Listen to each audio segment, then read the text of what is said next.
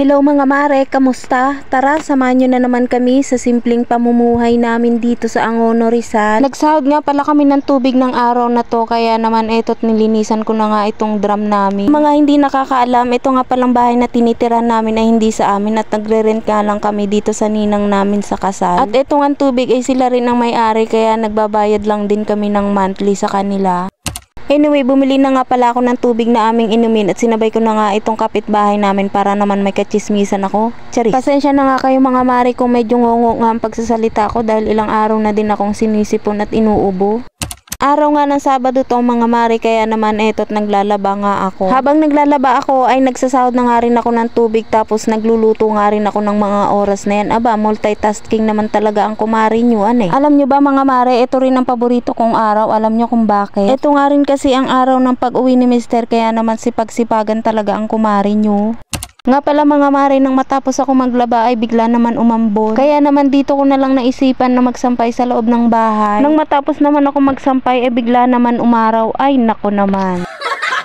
Pero hindi ko na lang din nilabas yung mga damit mga mare dahil ako lang din ang mapapagod nito maglabas at pasok. Ito naman mga puti ay bababad ko to magdamag. Kinabukasan ko na nga lang din ito lalabhan. Ito nga palang comforter na to ay nung nakaraan ko pa ito nalabahan dahil nadumihan nga ito ng alaga akong si Chloe. Alam nyo ba mga mare, ito nga buong linggo na to ay stress na stress talaga ako. Ito kasing alaga akong pusa na kulay brown ay nag-LBM. Tapos nadumihan nga niya itong comforter namin at kumot. Halos isang linggo rin nag-LBM mga mare, kaya naman awang-awa talaga ako. Kinagabihan mga mare ay dumating nga itong kapatid ko, galing nga siyang Batangas. At ipapasok nga rin siya ni Mister doon sa kanyang trabaho sa Makati. Dapat nga nung nakaraan linggo pa siya nakapasok doon, kaya lang ay may ginawa nga siyang importante. Kasabay nga rin sana niya yung isa kong kapatid na galing Nueva Ecija.